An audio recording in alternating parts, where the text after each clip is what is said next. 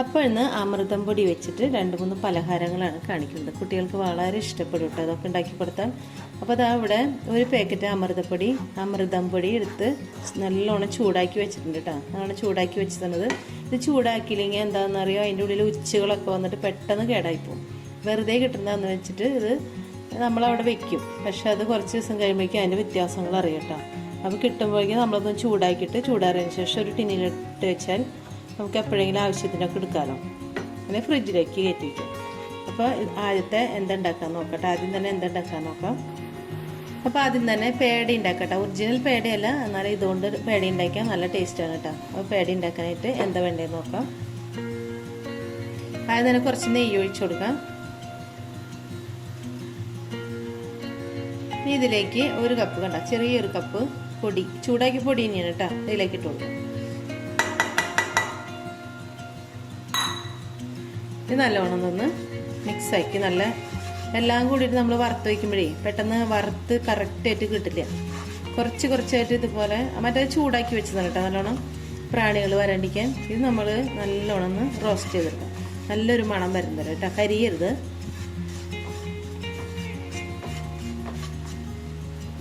അപ്പോൾ അതായത് നല്ലോണം വറുത്തെടുത്തിട്ടുണ്ട് കേട്ടോ, കരിയാതെ വറുത്തെടുത്തിട്ടുണ്ട് കേട്ടോ. ഇതിലേക്ക് അടുത്തത് ചേർത്ത് കൊടുക്കാം. കുറച്ച് പാലൊഴിച്ച് കൊടുക്കാം കേട്ടോ.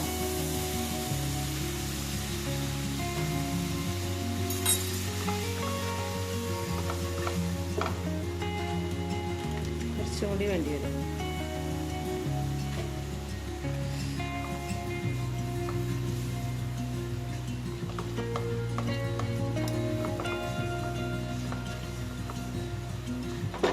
ഇതിലേക്ക് കുറച്ച് മിൽക്ക് മേഡ് ഒഴിച്ച് കൊടുക്കാം കേട്ടോ. അതിൽ മധുരം ഉണ്ട്, എന്നാലും കുറച്ച് മിൽക്ക് മേഡ് ഒഴിച്ച് കൊടുക്കുമ്പോൾ കുറച്ച് ടേസ്റ്റ് കൂടും. അതിനാണ് മിൽക്ക് മേഡ് ഒഴിക്കുന്നത്. കുറച്ച് ഏലക്കാപ്പൊടി ഇട്ട് കൊടുക്കാം കേട്ടോ. നല്ലോണം മിക്സാക്കി കൊടുക്കാം. അപ്പം കട്ട് ചെയ്തിട്ടാ നമുക്ക് ഇതിലൂടെ പാൽ ഒഴിക്കേണ്ടി വരും. പാലൊഴിച്ചിട്ടുണ്ട്, നല്ലോണം അതൊന്ന് മിക്സാക്കി കൊടുക്കാം.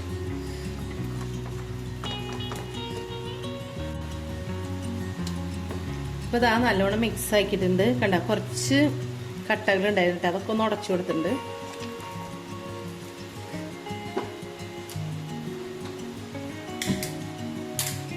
ഇതൊന്നും കൂടി ഒന്ന് മിക്സാക്കി വരട്ടെ കേട്ടോ. എന്നിട്ട് ഇതൊന്ന് ഇറക്കാം. ഇതിപ്പോൾ ആയിട്ടുണ്ട് കേട്ടോ. ഇതിനെടുത്തിട്ട് ചൂടാറുമ്പോൾ ഉരുട്ടുക. അപ്പോൾ അത് ചൂടാറാൻ വെച്ചിട്ടുണ്ട്. ഇനി അടുത്തത് ഉണ്ടാക്കട്ടോ. കുറച്ച് നെയ്യ് തന്നെ ഒഴിച്ചു കൊടുക്കാം. അപ്പോൾ ഇതിലേക്ക് നെയ്യ് ഒഴിച്ചിട്ടുണ്ട്. നെയ്യൊന്ന് ചൂടായിട്ടുണ്ട് കേട്ടോ. ഇതിലേക്ക് കുറച്ച് പൊടിയിട്ട് കൊടുക്കാം.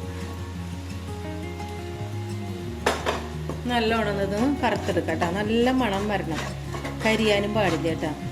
അപ്പോഴാണ് ടേസ്റ്റ് വരുന്നത്.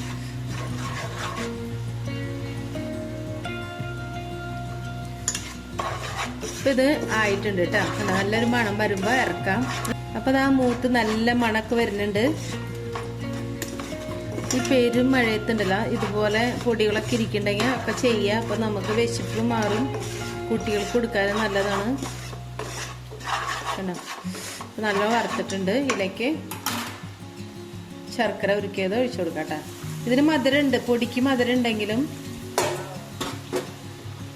ആ മധുരം കറക്റ്റായിട്ട് വരില്ല കേട്ടോ.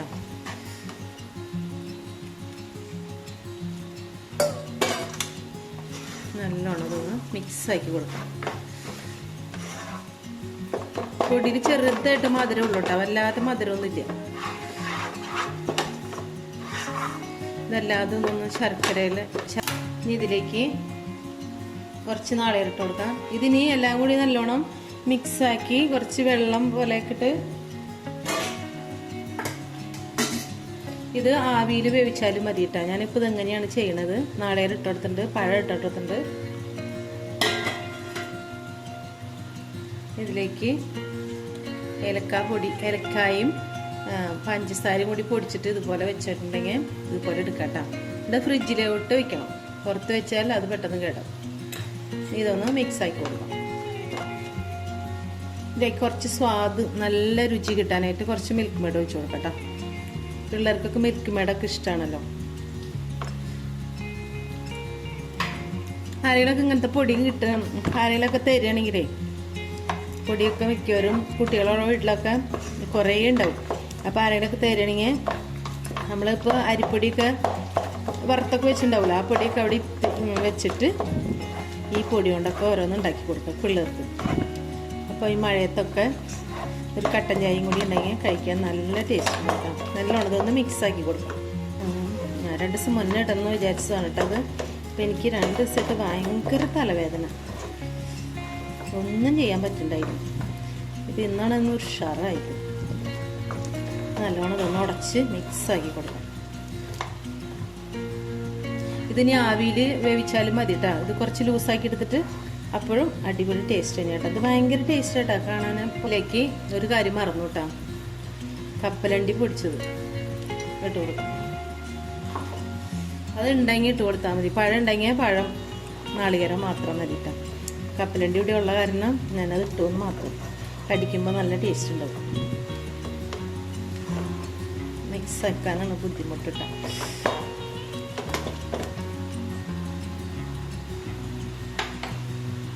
അപ്പോൾ ഇതായിട്ടുണ്ട്. ഇനി ചൂടാറുമ്പോൾ ഉരുട്ടിയെടുക്കുക, അല്ലെങ്കിൽ ഒരു പ്ലേറ്റിലേക്ക് പരത്തി കൊടുത്തു കഴിഞ്ഞാൽ മുറിച്ചെടുക്കുക. ചൂടാറട്ടെ കേട്ടോ.